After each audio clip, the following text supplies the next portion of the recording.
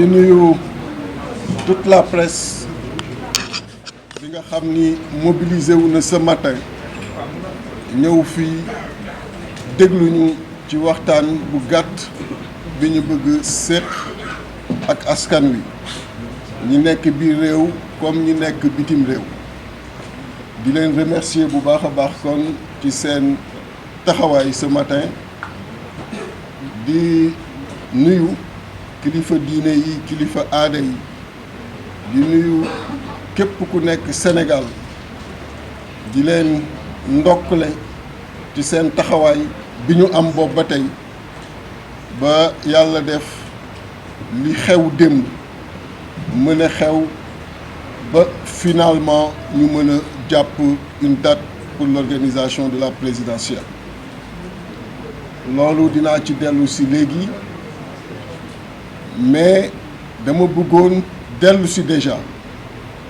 ci li nga xam ni moo xew démb assemblée nationale te ma jotoon ci wax fii waxoon opposition catégorique bi ma amoon contre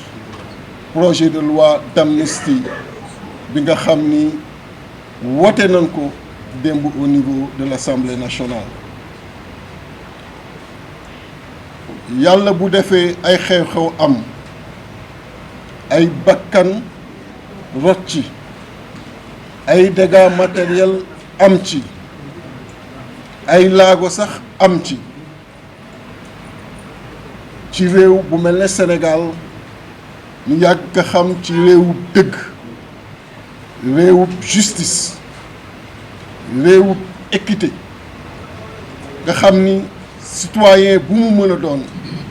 ci kanamu yoon da ngeen fa war a yem réew mi nu mel ay événement am li ma wax léegi yépp am ci ñu ñëw ni dañuy faase loolu dañu ni mënul ne dañuy répéter encore une fois que ànduñu ci yàggul ay at la rek ci ginnaaw ay chef d'État africain yu bare defoon nañu déplacement fële ca tugal bu fa xew-xew amee ay bakkan rocca dem mastawu ña fa nekk loolu bu amee seen biir réew li ñuy xaar mooy au moins que la justice soit faite la vérité connue avant ñuy procéder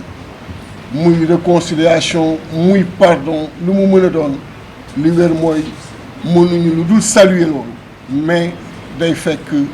que la vérité soit d'abord connue xëy na ñu bare fàtte nañ ko mais moo tax dox ci principe wér ñi ma àndal muy ñi nekk ci coalition Déthié Fall 2024 dama ni leen sénégalais yi xam nañu lenn ci man mooy tànk bu may seqi xooluma ci sama bopp li ma ciy xool mooy seen njariñ li ma ciy xool mooy li taaral démocratie li taaral les libertés xëy na fàtte ngeen ko mais ci xew-xew yooyu ca laa amee man mii condamnation man mii di wax ak yéen ca lan ma condamné ci xew-xew yooyu man mii di wax ak yéen ca lan ma fekkee sama buntu siège yóbbu ma tëj ma fukki fan prison Sébikotane kon xam ngeen ni li xew démb ci ñi nga xam ni dañ ciy bénéficier wu ca laa bokk mais c'est pas parce que da lay effacer loo say peine que nga war a mën a nangu lu dul yoon doo ko dénoncer doo ci taxaw bi war doo rester que sur les principes et sur les convictions parce que l'engagement politique de valeur transcende les intérêts personnels et ne doivent rester accrochés que ci li nga xam ni mooy njariñu askan bi même bu fekkee yow da nga ci war a ñàkk nga ñàkk ci loolu laa gëm ci politique moo tax bi ma sama benn collaborateur en son temps rappelé ma loolu ma ni ko jaruma rappeler parce que loolu du tax mukk may wax voté leen ci lu ma gëmul même bu fekkee dama ci war sacrifier wu loolu sénégalais yi xam nañ ko ci man dinaa ci sacrifier wu mais du ma wax mukk voté leen pour voté leen contre laay wax donc di féliciter député yi nga xam ni yëpp démb à l'Assemblée nationale sans hésitation voté nañu contre cette loi qui n'honore pas notre démocratie, qui n'honore pas notre République, et di jël fi l'engagement ferme devant les Sénégalais que si je bénéficie de leur confiance ci élection bi nu jëm à l'issue dinaa dellusiwaat ci loi d'amnistie boobu pour que la vérité soit connue d'abord avant ñuy wax réconciliation avant ñuy wax pardon parce que ku ma xam ni nitu jàmm la wante ku ma xam it xam ni nitu dëgg la te dëgg mooy jiitu jàmm pour que jàmm boobu doon jàmm buy law. Le président Macky Sall fixé na hier par décret la date de l'élection présidentielle pour le 24 mars. Au même moment, le Conseil constitutionnel nga xam ni ñun candidat et ci décision 5-1 wax na ko ci lim ñun ñoo ko saisiroon waxoon que ginnaaw le président de la République Macky Sall ci décision bi nga jëloon le 15 février waxul ba tey élection yi kañ la war a am war ngaa mën a tànn bis pour wax kañ la démb mu génne décision tànn le 31 mars pour élection yi wax nañu ni te moo am day tombé donc jour Pâques am nañu suñuy réalité yi nga xam ni nit mënu ko ignorer moo tax dëgg la le Conseil constitutionnel moo nekk ci kaw ñëpp et sa décision doit être appliquée dëgg la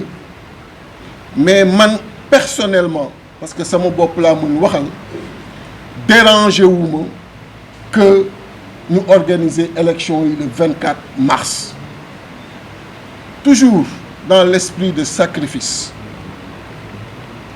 pour la démocratie dans l'esprit de sacrifice pour taaru République dans l'esprit de sacrifice pour image bu Sénégal bu nu waree wàññi campagne électorale bi jëlee ko 21 jours war ko def 15 jours awma ci problème donc ñu def que le 24 mars awma ci problème ñu def que le 31 mars awma ci problème mais nañu bàyyi xel cette réalité et li metti rek mooy li ñu naan tout ça pour ça dàq nga élection yi li mu weer lan nga ci am ci diggante bi mooy loi d'amnistie boo jàllale en procédure d'urgence au niveau de l'Assemblée nationale kon lan moo waroon en réalité dàqub élection bi lan moo waroon en réalité poñe la démocratie sénégalaise lan moo waroon en réalité salfaañe le calendrier électoral dem nga bay waaj a dem natt ak anam boo ko mën a nattee gis ni sa candidat du jàll gis ni sa candidat du la remplacer nga ni kon balaay élection di am may jël le risque d'être remplacé par quelqu'un d'autre naa jël les précautions pour que li fi xew yépp ñu faase ko loolu moo wundu weer bi nga xam ni kon tegu na ci élection waxtu bi mu waroon am di le 25 février weer boobu li ko wund moo doon fexe ba ci diggante bi noo accéléré pour am une loi d'amnistie. Est-ce que loolu jaroon na tey Sénégal di vivre li nga xam ni vivre na ko et ñun acteurs politiques yi suñu malheur par moment mooy dañuy fàtte ni du ñun képp ñoo téye Sénégal, du ñun képp ñoo nekk Sénégal, du ñun képp ñoo ŋànk Sénégal te suñu ay jëfin suñu ay doxalin dañuy poñe activité bépp sénégalais ak bépp sénégalaise foo mën a nekk biir réew ak bitim réew waxuma la ak élection nga xam ni dafa war a am ku gagné ku yàlla teg ko ñu mën a avancer jàll ci leneen mais gis ngeen depuis que le changement de date a existé Sénégal ci ligne bi mu nekk ligne rouge bi mu nekk sénégalais yi ci inquiétude profonde yi nga xam ni nekk nañ ko pourquoi parce que quelqu'un n'a pas voulu partir comme ni nga xamee ni noonu la yegsee woon ci jàmm et en respectant les règles au moment où ñu waroon jouer il redéfinit les règles du jeu et loolu mu bëgg ko mu bañ ko histoire bu ko fàtte et malheureusement loolu rek la ñuy retenir dernièrement ci buy génn di féliciter nag le conseil constitutionnel xam nga nit bu defee la mu war a def sax kenn waru ko féliciter dëgg la mais day baax aussi situation réew bu tollee fenn gis une direction nit ku yàlla jox doole jël ko ndax moo yor pouvoir gis en face ñi nga xam ni aussi yàlla jox na leen pouvoir ñu jël seen courage jàkkaarloo ak kooku fàttali ko mu koy neex ak mu koy naqadi ses obligations vis-à-vis de la Constitution ses obligations vis-à-vis du peuple sénégalais ñooñu danoo jara féliciter parce que kenn ignoré wul que le projet moo doon reprendre également le processus électoral kenn ignoré wul que le projet moo doon illégalement après le 2 avril se maintenir au pouvoir mais le conseil constitutionnel ñaar yooyu yëpp mu faxas ko ba pare imposer ko la tenue de l'élection avant le 2 avril donc je veux que le peuple sénégalais quel que soit par ailleurs li fi jot a jàll rendre un vibrant hommage à ces sages du conseil constitutionnel nga xam ni traité nañ leen tur yu ne dernièrement dem ba mettre sur pied une commission d'enquête parlementaire pour tuumal ay juge tey ñu ñëw wane ni li leen ñor mooy le Sénégal li leen ñor mooy l'application de la Constitution quel que soit par ailleurs ki nga xam ni moo bëgg leneen même bu fekkee président de la République la ak bépp doole bu ko yàlla jox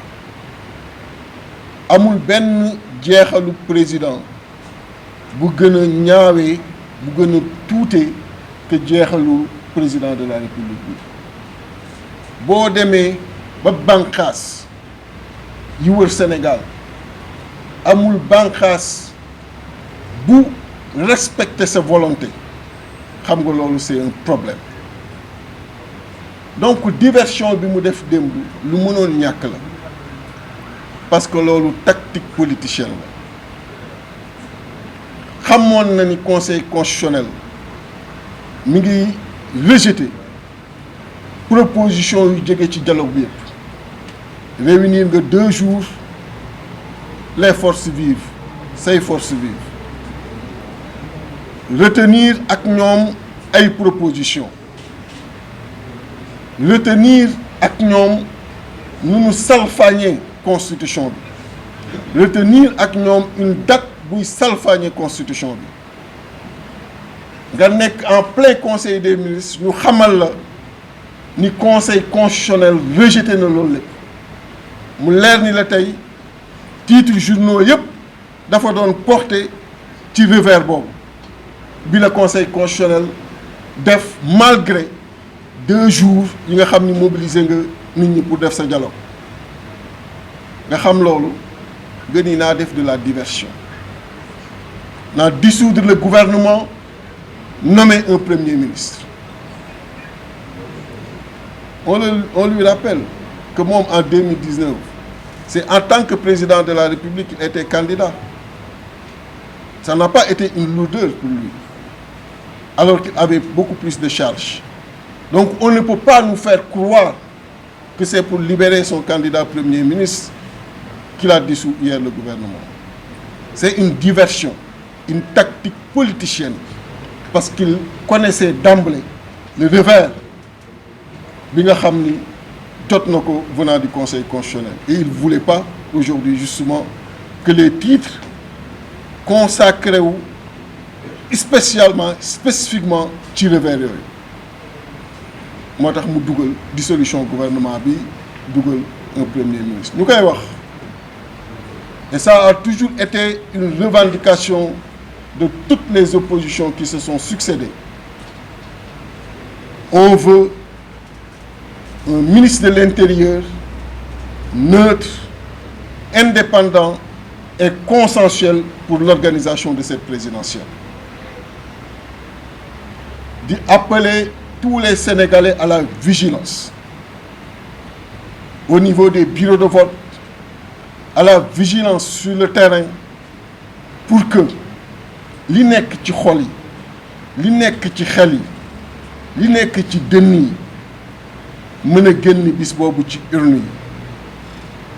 Bu mu ñu indil un ministre de l'Intérieur partisan, bu mu ñu indil un ministre de l'Intérieur buy njuuj njaaj, nañu indil un ministre de l'Intérieur qui est à la hauteur des enjeux du moment. Parce que dañu génn ci période bu trouble, une période préélectorale trouble. Il ne faudrait pas, à travers les pratiques de l'organisateur des élections, le jour du scrutin, mu plonger waat ñu dans une page beaucoup plus trouble que page préélectorale. Et donc, ñoo ngi mettre en garde le président de la République sur cette nomination. Et lii may wax, je suis très à l'aise parce que lui, en tant qu'opposant en son temps, disait également la même chose et vous étiez là. Donc, il n'a qu'à faire en sorte que kii ñëw donne une personnalité neutre et indépendante. Di wax Sénégalais yépp que la coalition Déthié Fall 2024, dès ce dimanche au plus tard, sera sur le terrain politique, sera en campagne partout au Sénégal, de tendre la main aux Sénégalais et aux Sénégalaises d'ici et dans la diaspora, à ce que nous accompagnions cette caravane de la vérité, cette caravane de la constance, cette caravane des principes et cette caravane qui veut leur offrir un Sénégal totalement différent de ce qu'ils ont connu jusqu'ici. Xam ngeen ni amul lenn lu ma mës a jël comme engagement devant ce peuple sénégalais et que je n'ai pas respecté. Lu mu metti metti, même bu may gaañ, je le respecte. Et j'ai pris l'engagement d'un Sénégal bon à vivre et beau à voir. Et dans les prochains jours, sunu débat ci loolu lay porté wu exclusivement pour que ngeen mën a xam ni yàq amoon na fi, ñu mën a yàq jaar nañ fi, mais ñu mën a defar également ñoo ngi fi, ñoo ngi leen di tàllal loxo. Jërëjëf.